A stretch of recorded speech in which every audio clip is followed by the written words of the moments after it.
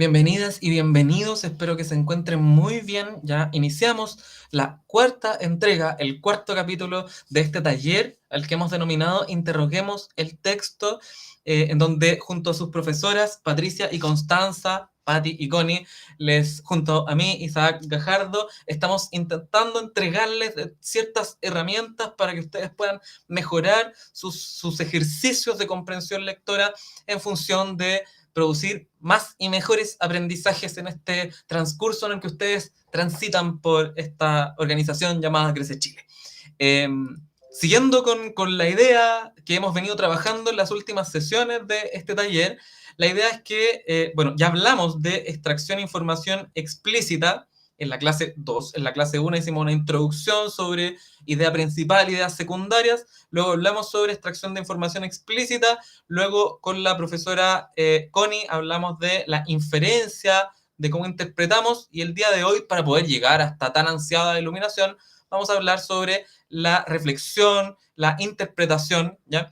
Para poder avanzar en este transcurso en donde estamos trabajando diferentes estrategias. Vamos a dar tips sobre cómo aspirar a una reflexión profunda y compleja de lo que leemos, ¿ya? La comprensión lectora tiene estas tres partes. Ya habíamos comentado de que cualquier persona puede leer, ¿ya? Pero comprender lo que lee es algo mucho más avanzado y hacia allá queremos que ustedes aspiren, no solamente a leer, sino que a comprender lo que leen.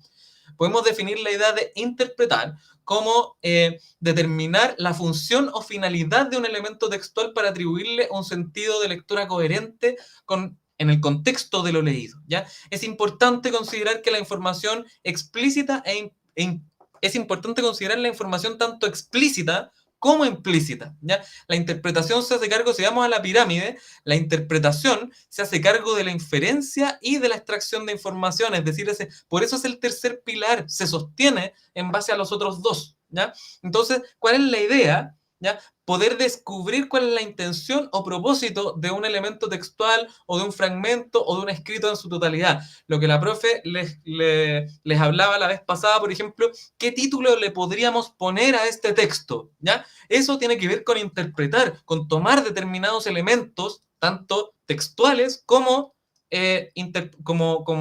extratextuales, implícitos y explícitos, ¿ya? Tomar esos elementos y trabajarlos para poder producir algo más complejo, una idea propia, una idea mía en base al texto que acabo de leer. Siempre en base al texto, tomo elementos del texto para construir una idea propia, ¿ya? Eso tiene que ver con interpretar. Por eso ahí el monito está atento buscando, nuestro investigador que nos ha acompañado en todas las fases de este taller. Y evaluar tiene que ver con formular un juicio valorativo en relación a un texto, en relación al propósito, a la forma del texto, a cómo se expresan determinadas ideas en un texto, a cómo se valora la intención comunicativa de quien escribió el texto, ¿ya? Y se relaciona directamente con lo que llamamos, y esto es clave, esta idea, la lectura crítica. ¿Ya? O sea, tenemos que ser capaces de leer críticamente las cosas, ¿ya? Y eso lo logramos también tomando elementos del texto, basándonos en elementos del texto, ya sea en elementos extratextuales, es decir, en inferencia, o en elementos intratextuales, es decir, en ciertos elementos que aparecen en el texto. ¿Ya? Cuando decimos de inferir, vamos a revisar de nuevo, ya revisamos esto. Esto es lo que les estamos enseñando hoy día a nosotros, ¿ya? Las primeras preguntas, ¿ya? Las primeras preguntas tienen que ver con esto que les presentaba la profesora Patti en la primera clase, ¿ya? Esas son las primeras preguntas que nos tenemos que hacer al momento de intentar cuestionar, investigar un texto, ¿ya? ¿Qué tipo de texto es? ¿Cuál es la finalidad? ¿Cuál es el tema del texto? ¿Cuáles son las ideas principales y las ideas secundarias? Eso es lo inicial. Yo parto un texto, leo un texto y esas son las primeras 5 cosas que me tengo que preguntar, ¿ya? Luego de eso, localizar información explícita. Ya dijimos que habían ciertos elementos que nos van a servir para localizar información explícita, como por ejemplo subrayar, ¿ya? Como por ejemplo hacer anotaciones al ladito. Cuando a usted le pasen un texto, el texto no es sagrado, ¿ya? Usted es suyo. Ráyelo, subráyelo, haga dibujitos, ¿ya? Es suyo el texto, ¿ya? No tenga problema con rayar, con hacer cosas sobre el texto, porque eso le va a permitir una mejor comprensión. Lo otro que habíamos dicho es enumerar párrafos, ¿ya?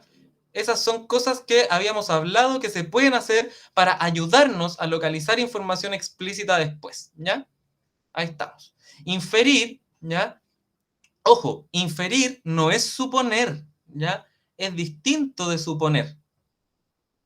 Inferir tiene que ver, ahí está el monito, ya con sus lentes, tiene que ver con la capacidad de sacar conclusiones a partir de ciertas informaciones que están en el texto. ¿Ya? Son conclusiones que no están en el texto, pero que sí o sí se desprenden de informaciones que están en el texto. Es decir, son ideas que no están en el texto, pero que puedo saberlas a partir de determinadas pistas que los textos me entregan. ¿Ya? Por eso es clave que nos cuestionemos sobre el propósito del texto, y eso ya lo revisaron en la clase anterior de este taller con la profesora Connie. ¿Ya? Y el día de hoy vamos a revisar la idea de evaluar y reflexionar, ¿ya? Que tiene que ver con un proceso que hago yo como lector o como lectora.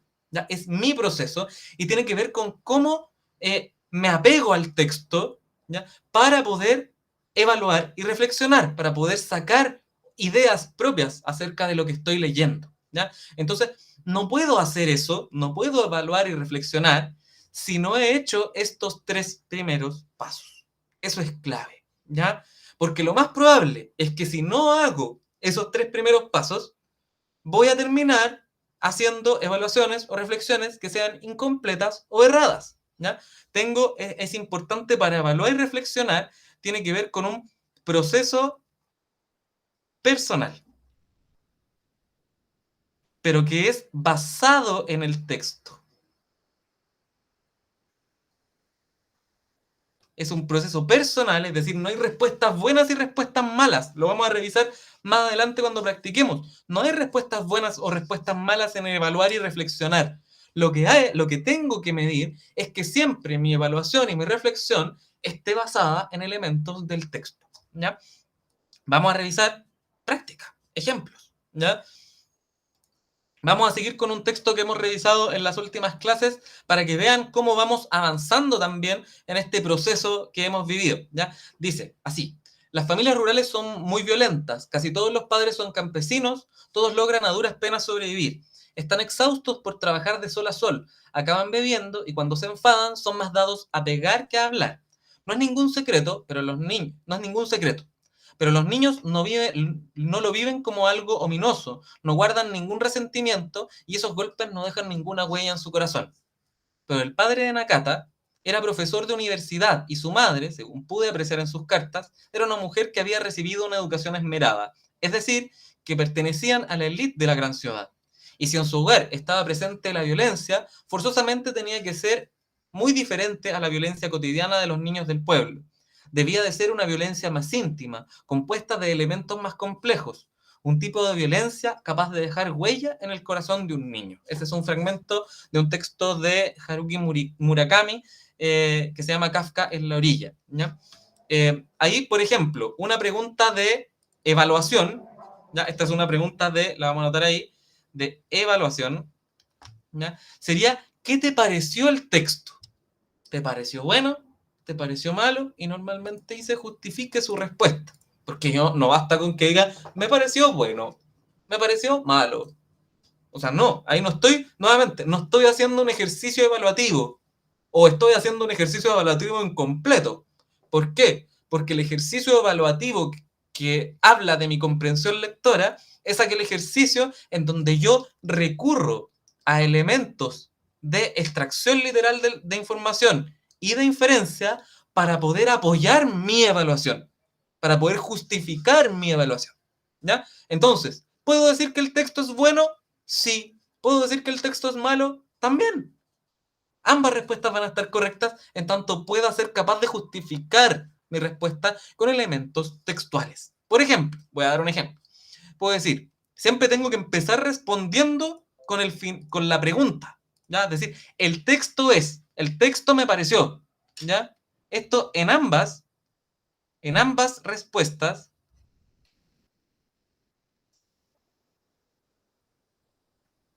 no puedo llegar y contestar así como así. ¿Ya? O sea, el texto me pareció bueno, el texto me pareció mal, o no puedo decir, ¿qué te pareció el texto? Bueno, porque bla, bla, bla. No, no, tengo que partir diciendo la pregunta, tengo que partir centrándome en la pregunta. Entonces, el texto me pareció bueno porque habla sobre la realidad que viven los niños y las niñas de un pueblo en donde sufren violencias diferentes, pero finalmente violencias al fin y al cabo. Esa es una posible respuesta. El texto me puede parecer malo también. Entonces, el texto me pareció malo porque habla de cosas muy terribles que sufren los niños y de las diferencias que se dan en un pueblo en torno a niños que son hijos de campesinos y niños que son hijos de padres con mayor educación. ¿Ya? Ambas respuestas pueden estar buenas. ¿Ya? Pero, ojo, primero, tengo que empezar, primer tip, ¿ya? Tengo que empezar haciendo referencia a la pregunta. Hacer referencia a la pregunta. Espero que lo anote esto, porque yo me estoy haciendo un esfuerzo en anotarlo acá en una pantalla. Hacer referencia a la pregunta es el primer tip. Y lo segundo es tomar elementos del texto para argumentar.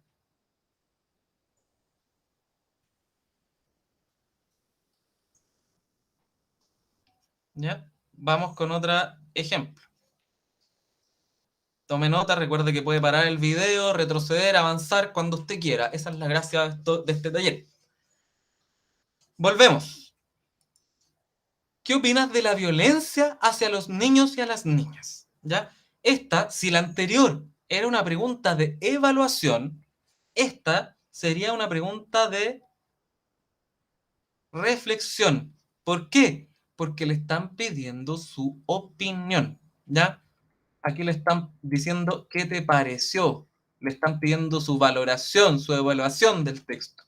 Acá le están pidiendo que reflexione. ¿Qué opinas sobre la violencia? Vamos al texto y el texto habla que los niños viven la violencia ahí como de los campesinos, ¿cierto?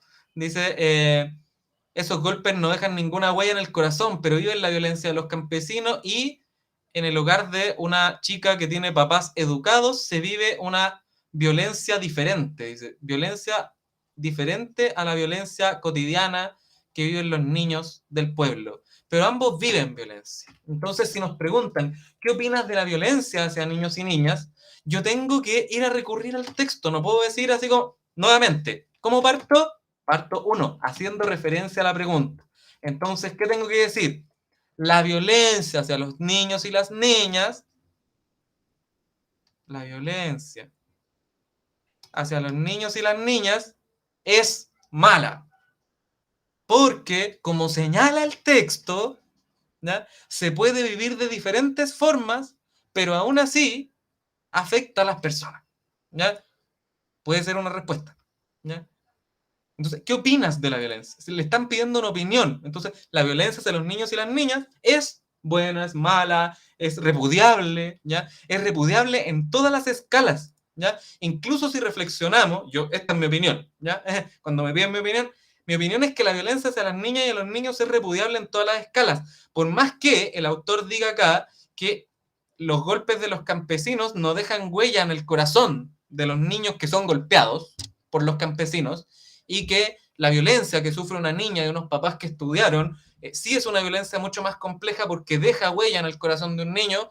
Yo creo, personalmente, que toda violencia deja huella en el corazón y en el cuerpo de un niño o de una niña, por lo tanto, toda violencia es repudiable. ¿No? Ahí está mi respuesta. Su respuesta, espero tenerla, espero que usted la piense, pero siempre recuerde los tips. Primero, cuando respondo, recurrir a la pregunta. Primero, empezar con la pregunta. Y en segundo lugar, siempre acudir al texto para justificar mi respuesta. No respondo en la nada, respondo en base al texto. ¿Ya? Vamos a ver otro texto, ¿ya? Muy rapidito. Dice, Artes y Letras es una carta, dice, el origen de nuestro país es mineral y su destino también. Los conquistadores españoles llegaron tras el oro. Los ciclos de la plata, el carbón y el salitre sustentaron la economía nacional desde el siglo XIX hasta comienzos del XX. El cobre todavía es el sueldo de Chile, representa el 55% de las exportaciones. Piques, socavones, grandes faenas mineras en medio del desierto y arriba de la montaña han alimentado con sus temas, paisajes y habitantes la cultura chilena. Hasta la generación del 38, la minería estaba bien representada en todos los géneros de nuestra literatura y su gravitación telúrica registrada magistralmente en la obra de los primeros cronistas y nuestros dos premios Nobel.